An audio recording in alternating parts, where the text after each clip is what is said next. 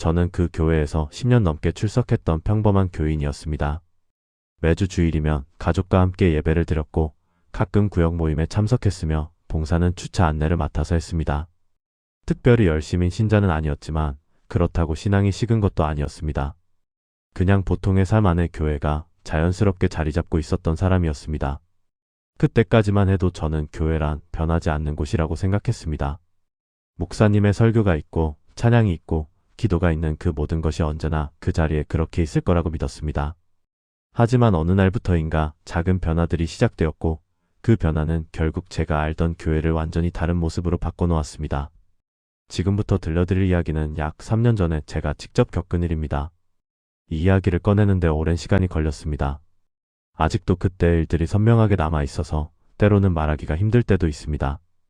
하지만 같은 경험을 하신 분들이 분명히 계실 거라는 생각에 용기를 내어 이렇게 이야기를 시작합니다. 그 변화는 새로운 담임 목사님이 부임하시면서부터 시작되었습니다.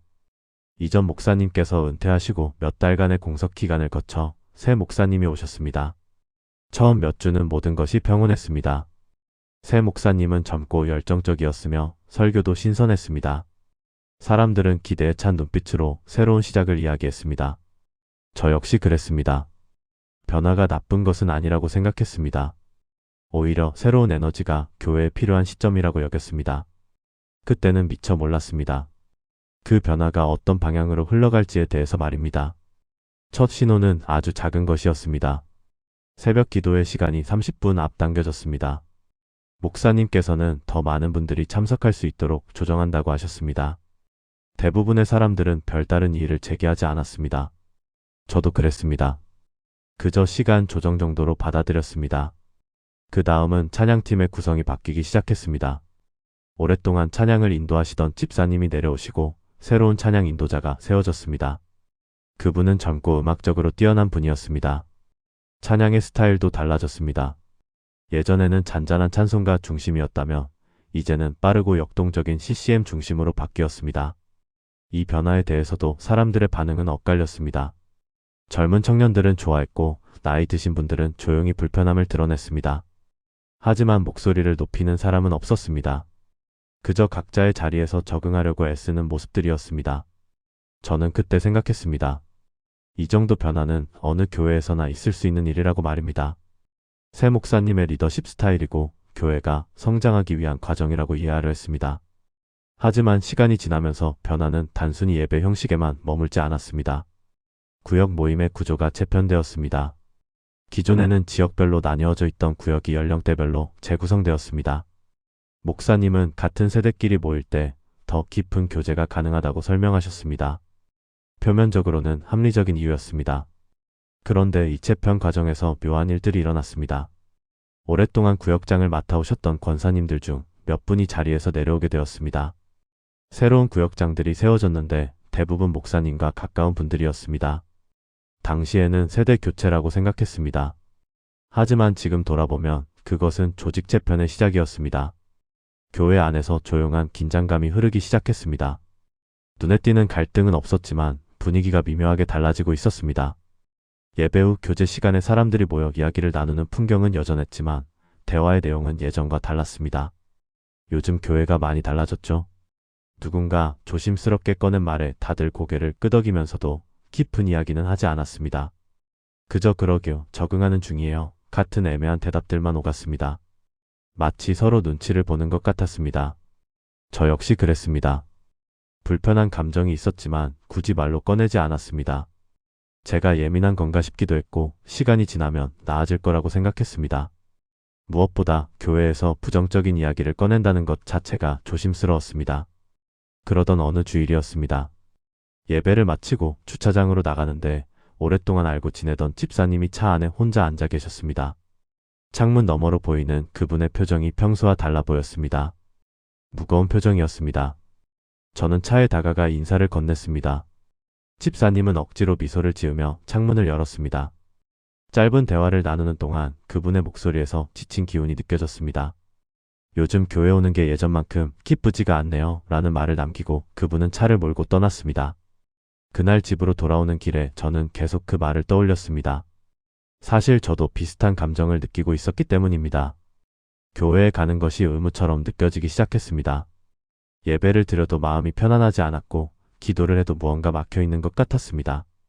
그때쯤 교회 안에서 또 다른 변화가 일어났습니다. 재정 운영 방식이 바뀌기 시작한 것입니다.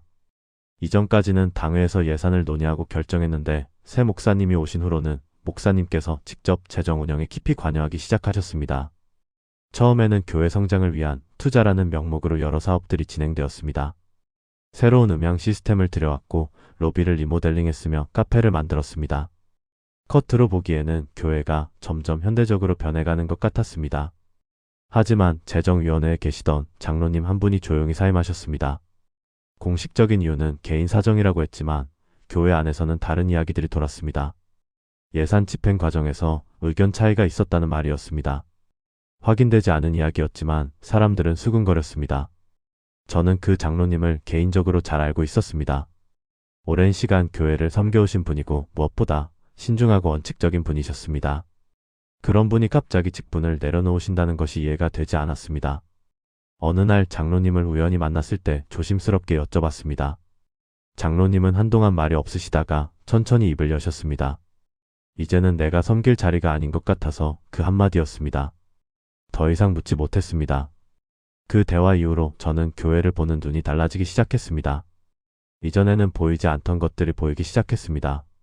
목사님의 설교 내용이 점점 개척 초기 이야기와 성공적인 교회 운영에 대한 이야기로 채워져 갔습니다. 십자가와 회개보다는 축복과 성공이 더 자주 언급되었습니다. 주일 예배 후 목사님을 둘러싼 사람들의 모습도 달라 보였습니다. 언제부터인가 특정 그룹의 사람들이 목사님 주변에 항상 함께했습니다. 그분들은 목사님의 말씀에 적극적으로 반응했고 교회의 여러 중요한 위치를 맡기 시작했습니다. 반면 오랫동안 교회를 섬겨왔던 분들은 조용히 뒤로 물러나는 모습이었습니다. 누가 강요한 것은 아니었습니다. 하지만 자연스럽게 그렇게 되어갔습니다. 마치 보이지 않는 선이 그어진 것처럼 교회 안에 두 개의 그룹이 생기기 시작했습니다. 저는 어느 쪽에도 속하지 않았습니다. 그저 조용히 예배를 드리고 주차 봉사를 하고 집으로 돌아가는 일상을 반복했습니다. 하지만 그 중립적인 위치가 점점 불편해졌습니다. 아무 말도 하지 않는 것이 오히려 더 큰 선택처럼 느껴졌습니다. 그러던 중 결정적인 사건이 일어났습니다. 오랫동안 교육부를 맡아오셨던 전도사님이 사임하신 것입니다.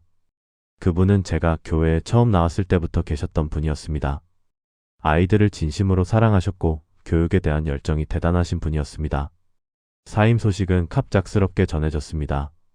주일 광고 시간에 담임 목사님께서 직접 발표하셨습니다. 개인적인 사정으로 전도사님께서 사역을 내려놓기로 하셨습니다. 짧은 설명뿐이었습니다. 예배가 끝나고 사람들은 당황스러워했습니다. 아무런 징조도 없었기 때문입니다. 전도사님은 며칠 전까지도 평소처럼 아이들을 가르치고 계셨습니다. 무슨 일이 있었는지 아무도 정확히 알지 못했습니다. 교회 안에 소문이 돌기 시작했습니다. 어떤 사람은 교육 방침을 두고 목사님과 의견 충돌이 있었다고 했고 또 어떤 사람은 다른 교회로 옮기신다고 했습니다. 확인되지 않은 이야기들이 여기저기서 나왔습니다. 저는 전도사님께 직접 여쭤보고 싶었지만 연락이 되지 않았습니다. 전화도 받지 않으셨고 문자에도 답이 없었습니다. 마치 갑자기 사라지신 것 같았습니다. 그 일이 있고 나서 교회 분위기가 확실히 달라졌습니다. 사람들 사이에 불안감이 퍼졌습니다. 다음은 누가 될까 하는 긴장감이 있었습니다. 동시에 아무 말도 하지 않는 게 안전하다는 분위기도 형성되었습니다. 주일학교 학부모들 사이에서는 걱정의 목소리가 나왔습니다. 이제 아이들은 누가 가르치나요? 새로 오시는 분은 어떤 분인가요? 하지만 그런 질문들에 대한 명확한 답은 없었습니다. 그저 곧 새로운 교육 전도사를 청빙할 예정이라는 말뿐이었습니다. 저는 그때 처음으로 심각하게 고민하기 시작했습니다. 이 교회에 계속 다녀야 하는지에 대해서 말입니다. 10년 넘게 다닌 교회였지만 더 이상 제가 알던 그곳이 아닌 것 같았습니다. 아내와 이 문제로 여러 번 이야기를 나눴습니다. 아내는 처음에는 좀 더 지켜보자고 했습니다. 모든 교회가 완벽할 수는 없잖아. 우리가 너무 예민한 건 아닐까 하는 말들을 했습니다. 하지만 아내도 점점 불편함을 느끼고 있었습니다. 특히 구역 모임이 재편된 후로 예전에 친하게 지내던 권사님들과 자연스럽게 멀어지게 되었다며 아쉬워했습니다. 교회가 점점 낯설어져요 라고 말하는 아내의 표정에서 같은 고민을 읽을 수 있었습니다. 그 즈음 또 다른 일이 일어났습니다. 수요 예배 때 담임 목사님께서 교회 비전에 대한 특별 설교를 하셨습니다. 내용은 대형 교회로의 성장과 지역 사회 영향력 확대에 관한 것이었습니다. 목사님은 열정적으로 말씀하셨습니다. 5년 안에 교인 수를 2배로 늘리고 새 예배당을 건축하며 다양한 선교 사역을 펼치겠다는 계획이었습니다. 표면적으로는 교회의 성장을 위한 좋은 비전처럼 들렸습니다. 하지만 설교를 들으면서 제 마음은 점점 무거워졌습니다. 그 비전 안에 사람이 보이지 않았기 때문입니다. 숫자와 건물과 프로그램만 있었습니다. 상처받은 영혼을 돌보고 연약한 자를 세우며 함께 울고 웃는 공동체에 대한 이야기는 없었습니다. 예배가 끝나고 몇몇 분들과 이야기를 나눴습니다. 대부분은 조심스러운 반응이었습니다. 비전은 좋은데 우리가 감당할 수 있을지 모르겠어요. 너무 빠르게 가는 것 같아요. 같은 말들이었습니다. 그런데 한 집사님이 이렇게 말씀하셨습니다. 저는 요즘 예배 드리러 오는 건지 사업 미팅에 참석하는 건지 헷갈려요. 그 말에 여러 사람이 공감하며 고개를 끄덕였습니다. 저 역시 같은 생각이었습니다. 교회가 점점 하나의 조직처럼 변해가고 있었습니다.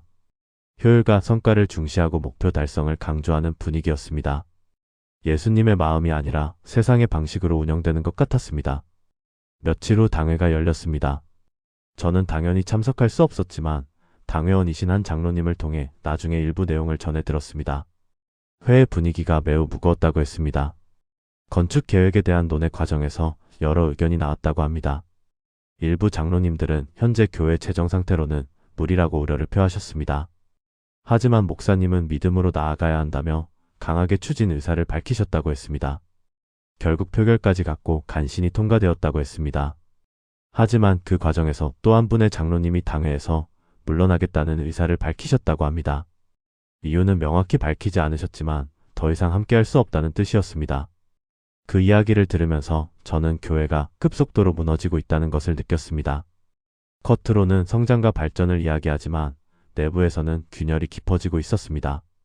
오랜 시간 교회를 섬겨온 분들이 하나둘 떠나가고 있었습니다. 그 무렵 저는 새벽 기도를 나가기 시작했습니다. 답답한 마음을 기도로 풀어보고 싶었습니다. 하나님께 여쭤보고 싶었습니다. 이 상황을 어떻게 받아들여야 하는지 무엇을 해야 하는지에 대해서 말입니다. 새벽 기도회에는 주로 나이 드신 분들이 오셨습니다. 그분들의 기도 소리를 들으면서 저는 복잡한 마음이 들었습니다. 교회를 지켜주소서, 목사님을 붙들어 주소서 하는 기도들이었습니다. 진심 어린 기도였지만 동시에 절박함이 느껴졌습니다. 어느 날 새벽 기도 후 한 권사님이 저를 조용히 부르셨습니다. 그분은 제가 어렸을 때부터 알고 지내던 분이셨습니다. 교회 구석진 곳으로 저를 데리고 가시더니 낮은 목소리로 말씀하셨습니다. 집사님, 요즘 교회가 많이 힘들지요? 그분의 눈에는 눈물이 고여 있었습니다. 나는 이 교회에서 40년을 섬겼어요. 이런 교회는 처음이에요. 목소리가 떨리고 있었습니다. 권사님은 계속 말씀하셨습니다. 목사님이 오신 후로 교회가 너무 빠르게 변하고 있다고 했습니다. 예전에는 서로를 돌보고 함께 기도하며 아픔을 나누던 공동체였는데 이제는 각자가 따로 노는 것 같다고 했습니다. 나이 든 사람들은 이제 필요 없는 것 같아요. 권사님의 말에는 깊은 상처가 담겨 있었습니다. 젊은 사람들 위주로 모든 게 돌아가요. 우리가 오랫동안 섬겨온 건 아무 의미가 없는 것 같아요. 저는 위로의 말을 하고 싶었지만 쉽게 입이 떨어지지 않았습니다. 권사님의 말이 틀리지 않았기 때문입니다. 실제로 교회의 중심이 젊은 세대로 옮겨가고 있었고 오랜 신자들은 점점 주변으로 밀려나고 있었습니다. 기도해 주세요. 권사님은 그렇게 말하고 돌아서셨습니다. 저는 한동안 그 자리에 서 있었습니다. 무엇을 기도해야 할지 막막했습니다. 교회가 회복되기를 기도해야 할지 아니면 제가 이 교회를 떠나야 할지 기도해야 할지 알 수 없었습니다. 그날 이후로 저는 더욱 혼란스러워졌습니다.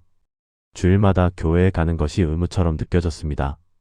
예배 시간에 앉아 있어도 마음이 편하지 않았습니다. 찬양을 부르면서도 가사가 입에서만 맴돌 뿐 마음에 닿지 않았습니다. 설교 시간이 가장 힘들었습니다. 목사님의 말씀을 들으면서 저는 자꾸 다른 생각을 하게 되었습니다. 이 말씀이 진심일까 하는 의심이 들었습니다. 하나님의 마음을 전하는 건지 아니면 자신의 계획을 정당화하는 건지 구분이 되지 않았습니다. 그러던 어느 주일 오후였습니다. 예배를 마치고 집에 돌아왔는데 전화가 왔습니다. 예전에 함께 구역 모임을 했던 집사님이었습니다. 만나서 이야기 좀 나누자는 내용이었습니다. 카페에서 만났습니다. 그 집사님은 평소보다 많이 야윈 모습이었습니다. 커피를 주문하고 자리에 앉자마자 집사님이 입을 열었습니다. 저 다음 달부터 교회 안 나가기로 했어요. 놀란 표정을 짓는 저를 보며 집사님은 씁쓸하게 웃었습니다. 15년을 다녔는데 이렇게 끝나네요. 집사님의 목소리에는 체념이 섞여 있었습니다. 집사님은 천천히 이야기를 풀어놓았습니다. 몇 달 전부터 교회를 떠날 생각을 했다고 합니다. 처음에는 참으려고 했지만 더 이상 견딜 수가 없었다고 했습니다.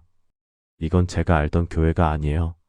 제가 섬기던 하나님의 집이 아니에요. 집사님의 말을 들으면서 저는 아무 말도 할 수 없었습니다. 그분의 결정을 탓할 수도 없었고 붙잡을 수도 없었습니다. 왜냐하면 저 역시 같은 고민을 하고 있었기 때문입니다. 집사님은 어떻게 할 거예요? 집사님이 조심스럽게 물었습니다. 저는 잠시 망설이다가 솔직하게 대답했습니다. 저도 잘 모르겠어요. 계속 다녀야 할지 떠나야 할지. 우리는 한참 동안 말없이 앉아 있었습니다. 각자의 마음속에 같은 아픔이 있다는 것을 알고 있었습니다. 교회를 떠난다는 것이 단순히 장소를 옮기는 문제가 아니라는 것도 알고 있었습니다. 그것은 오랜 시간 쌓아온 관계를 정리하는 일이었습니다. 함께 기도하고 함께 울고 함께 기뻐하던 사람들과 헤어지는 일이었습니다. 무엇보다 제 신앙의 뿌리가 있던 곳을 떠나는 일이었습니다. 집사님과 헤어진 후 저는 한강변을 걸었습니다. 마음을 정리하고 싶었습니다. 하지만 걸으면 걸을수록 더 복잡해졌습니다. 머릿속에서 수많은 생각들이 뒤엉켰습니다. 내가 잘못 판단하고 있는 건 아닐까? 모든 교회에 문제는 있는 거 아닐까? 내가 너무 비판적인 건 아닐까? 하지만 동시에 다른 생각도 들었습니다.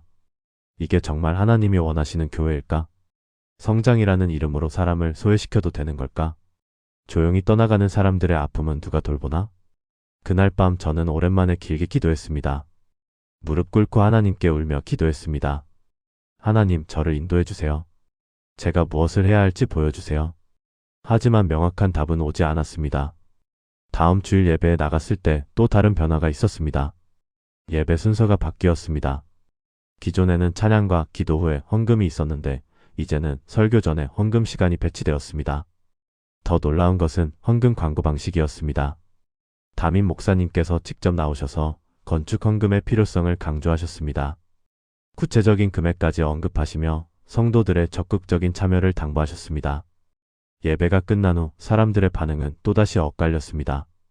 어떤 이들은 교회 성장을 위해 당연한 일이라고 했고 어떤 이들은 지나치다며 불편함을 드러냈습니다. 저는 그저 침묵했습니다. 그 주간에 구역 모임이 있었습니다. 참석했을 때 분위기가 예전과 많이 달랐습니다. 자유롭게 이야기를 나누기보다는 준비된 교재를 따라가는 형식적인 모임이 되어 있었습니다. 새로운 구역장께서 주도하는 대로 진행되었습니다. 교회 비전에 대한 이야기와 건축 헌금 참여 독려가 주된 내용이었습니다. 개인적인 나눔이나 기도 제목을 나누는 시간은 많지 않았습니다. 모임이 끝나고 집으로 돌아오는 길에 아내가 말했습니다. 예전 구역 모임이 그리워요. 그때는 서로의 삶을 나누고 진짜 기도해줬는데. 아내의 말에 저도 공감했습니다. 그 즈음 교회 안에서 미묘한 분열이 가시화되기 시작했습니다. 목사님을 적극 지지하는 그룹과 조용히 거리를 두는 그룹으로 나뉘어졌습니다. 명확하게 선이 그어진 것은 아니었지만 분위기로 느껴졌습니다. 주일 예배 후 교제 시간에도 그것이 드러났습니다. 사람들이 모이는 그룹이 정해져 있었습니다. 이전처럼 자유롭게 이 사람, 저 사람과 이야기를 나누는 모습은 찾아보기 힘들었습니다. 저는 점점 더 교회에서 이방인처럼 느껴졌습니다. 어느 그룹에도 속하지 않았기 때문입니다. 인사는 나누지만 깊은 대화는 나누지 못했습니다. 겉으로는 웃으면서도 속으로는 외로웠습니다. 그러던 어느 날 충격적인 소식을 들었습니다. 교회 개척 멤버 중 한 분이셨던 장로님께서 공식적으로 교회를 떠나신다는 소식이었습니다. 40년 넘게 교회를 섬겨오신 분이었습니다. 교회 게시판에 간단한 공지만 올라왔습니다. 개인적인 사정으로 이번 달부터 오 장로님께서 본 교회 출석을 중단하십니다. 그것이 전부였습니다. 수십 년을 함께한 분의 떠남이 단 몇 줄로 정리되었습니다. 사람들은 충격에 빠졌습니다. 그 장로님은 교회의 기둥 같은 분이셨습니다. 재정적으로도 많이 헌신하셨고 영적으로도 교회를 이끌어 오신 분이었습니다.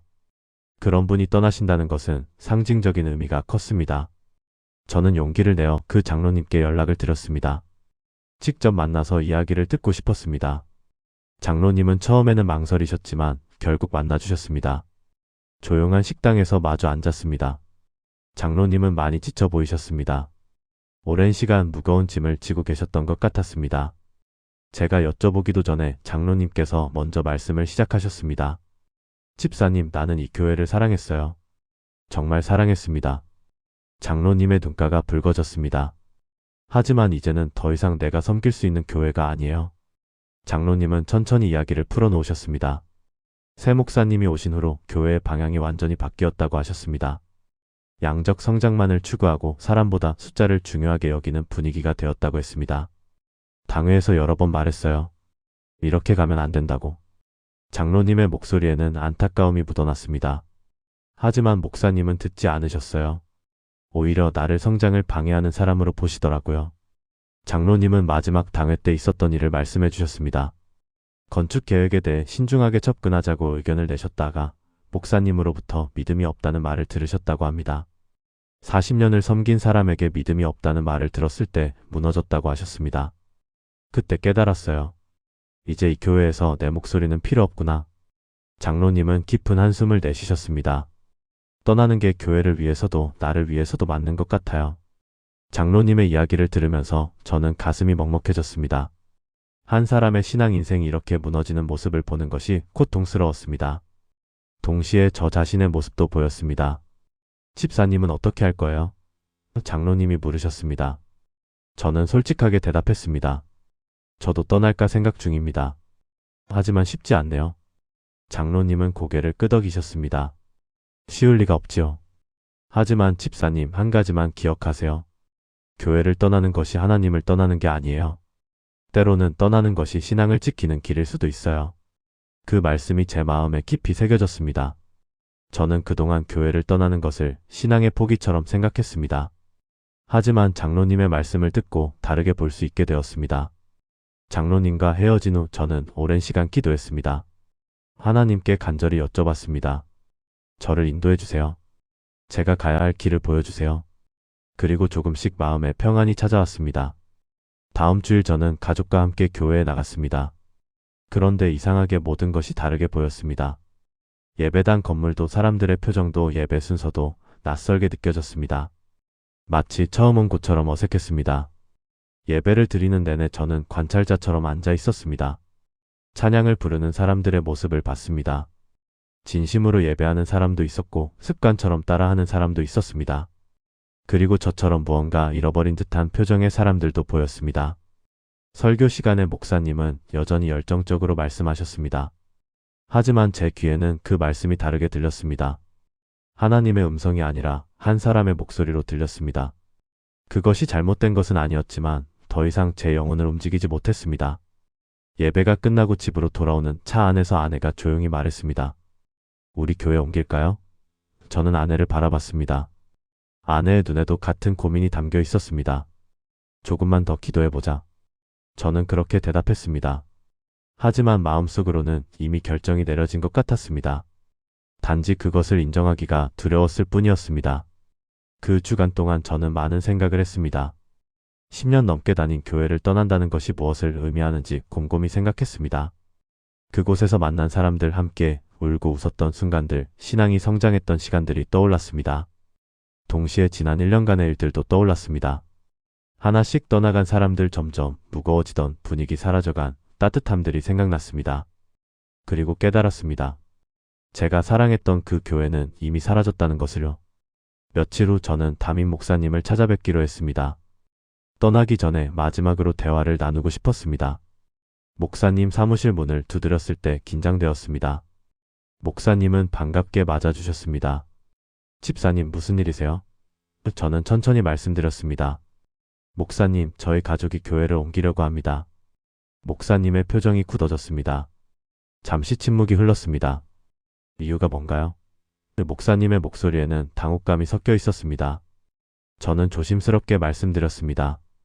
교회의 변화가 너무 빠르다는 것, 사람보다 성장이 우선시되는 것 같다는 것, 오래 섬긴 분들이 소외되는 것 같다는 것을 말씀드렸습니다. 목사님은 제 말을 들으시더니 이렇게 말씀하셨습니다. 집사님, 교회가 성장하려면 변화가 필요해요. 옛날 방식만 고집하면 발전할 수 없어요. 좀 더 큰 그림을 보시면 좋겠어요. 그 말씀을 듣는 순간 저는 알았습니다. 우리는 서로 다른 언어로 이야기하고 있다는 것을요. 목사님이 말하는 성장과 제가 생각하는 성장이 완전히 달랐습니다. 이해합니다, 목사님. 저는 그렇게 대답하고 자리에서 일어났습니다.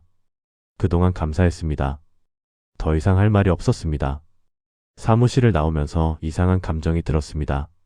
슬프기도 했지만 동시에 가벼워지는 느낌도 있었습니다. 마치 오랫동안 짊어졌던 짐을 내려놓는 것 같았습니다. 다음 주일 저희 가족은 마지막으로 그 교회 예배에 참석했습니다. 누구에게도 말하지 않았습니다. 조용히 예배를 드리고 조용히 떠나기로 했습니다. 예배당에 앉아서 주변을 둘러봤습니다. 익숙한 얼굴들이 보였습니다.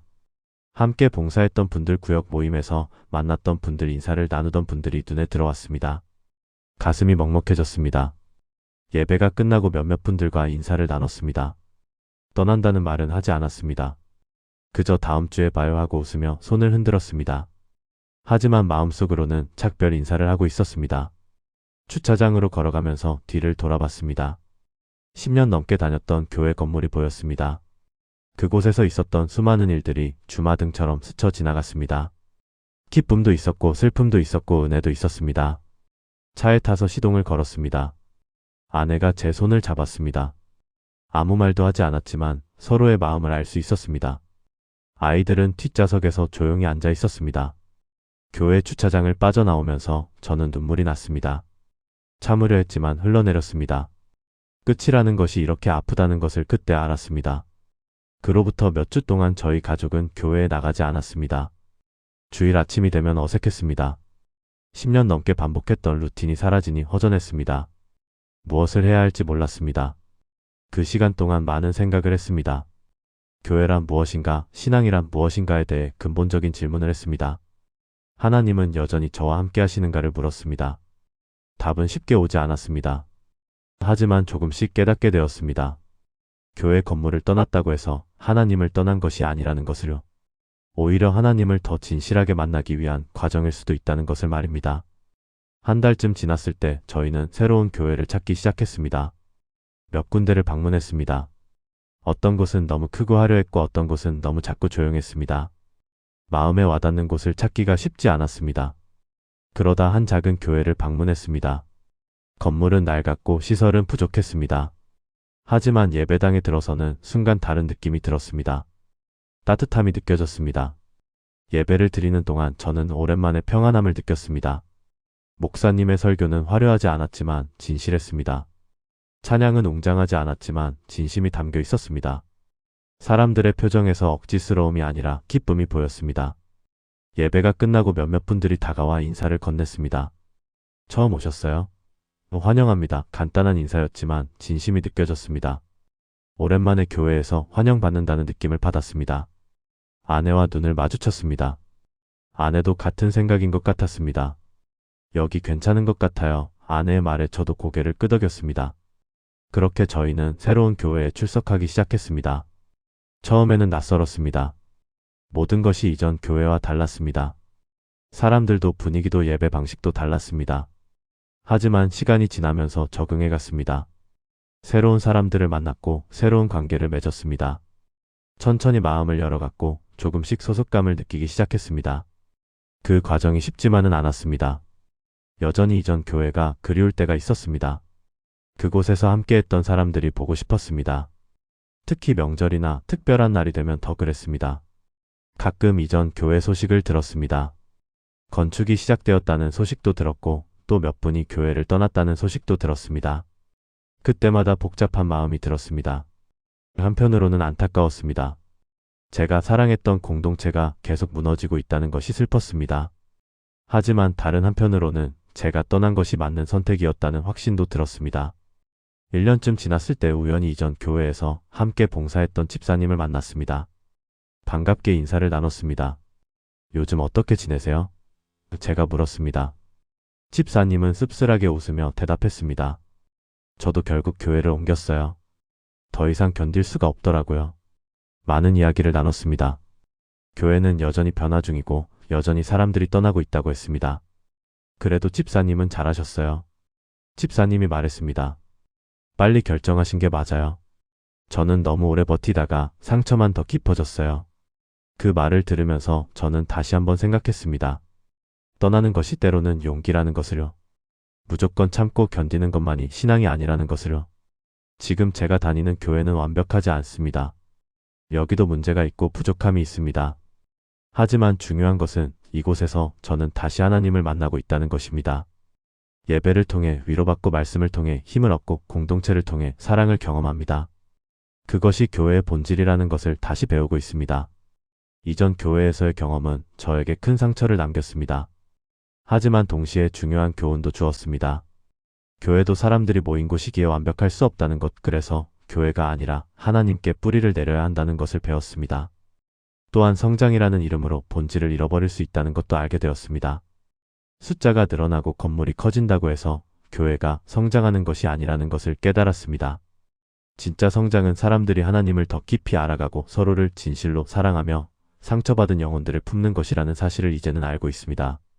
그로부터 2년이 지난 지금 저는 가끔 이전 교회 건물 앞을 지나갑니다.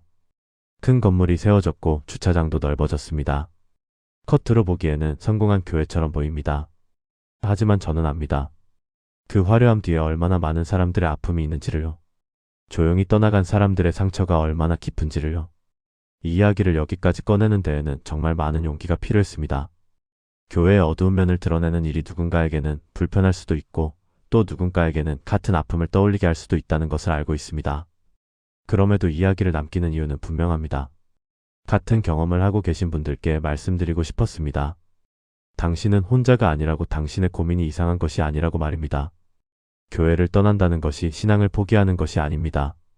때로는 진짜 신앙을 지키기 위해 떠나야 할 때도 있습니다. 건물과 조직에 머무는 것보다 하나님과의 관계를 지키는 것이 더 중요합니다. 이 영상을 보고 계신 여러분 중에도 혹시 지금 같은 고민을 하고 계신 분이 있나요? 교회는 다니고 있지만 마음은 점점 무거워지고 계신가요? 예배를 드려도 기쁨이 없고 기도해도 응답이 없는 것처럼 느껴지시나요? 혹은 이미 교회를 떠나셨지만 죄책감에 시달리고 계신가요? 내가 잘못된 선택을 한 것은 아닌지, 하나님이 나를 떠나신 것은 아닌지 두려워하고 계신가요? 제가 감히 말씀드립니다. 하나님은 여전히 당신과 함께 하십니다.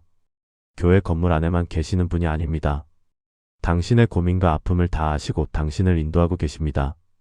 용기를 내시기 바랍니다. 정직하게 자신의 마음을 들여다보시고 하나님께 여쭤보시기 바랍니다. 그리고 평안이 어디에 있는지 찾아가시기 바랍니다. 그것이 현재 교회에 남는 것일 수도 있고 새로운 곳으로 옮기는 것일 수도 있습니다. 중요한 것은 형식이 아니라 당신의 신앙이 살아있느냐는 것입니다. 저는 지금도 여전히 배워가고 있습니다. 완벽한 교회는 없다는 것, 그래서 더욱 하나님께 집중해야 한다는 것을 말입니다. 그리고 상처받은 경험도 하나님의 손길 안에서는 성장의 기회가 될 수 있다는 것을요. 여러분의 이야기도 듣고 싶습니다. 혹시 비슷한 경험을 하신 적이 있나요? 교회에서 상처를 받았지만 다시 회복하신 경험이 있으신가요? 아니면 지금 어떤 고민 중에 계신가요? 이 영상 아래 댓글에 여러분의 이야기를 나눠주시면 감사하겠습니다. 누군가의 고백이 또 다른 누군가에게는 큰 위로가 될 수 있다고 저는 믿습니다. 우리는 모두 불완전한 사람들입니다. 교회도 불완전하고 목사님도 불완전하고 저 역시 불완전합니다. 하지만 그 불완전함 속에서도 하나님은 일하고 계십니다. 상처가 있다면 그것을 인정하시기 바랍니다. 아픔이 있다면 그것을 숨기지 마시기 바랍니다. 정직한 고백에서부터 진짜 회복이 시작됩니다. 그리고 기억하시기 바랍니다. 당신은 혼자가 아닙니다. 같은 길을 걸어간 사람들이 있고 지금도 같은 고민을 하는 사람들이 있습니다. 우리는 서로를 위로하고 격려하며 함께 나아갈 수 있습니다. 마지막으로 한 가지만 더 말씀드리고 싶습니다. 교회를 떠나는 것이 하나님을 떠나는 것이 아니듯이 교회에 남는 것도 반드시 하나님과 함께하는 것은 아닙니다. 중요한 것은 형식이 아니라 내용입니다. 어디에 있든 하나님과의 관계가 살아있다면 그것이 진짜 신앙입니다. 이 영상이 누군가에게는 위로가 되기를 바랍니다. 또 누군가에게는 용기가 되기를 바랍니다. 그리고 무엇보다 우리 모두가 진실한 신앙의 길을 걸어갈 수 있기를 기도합니다. 긴 이야기 들어주셔서 감사합니다. 여러분 모두에게 하나님의 평안이 함께하기를 바랍니다.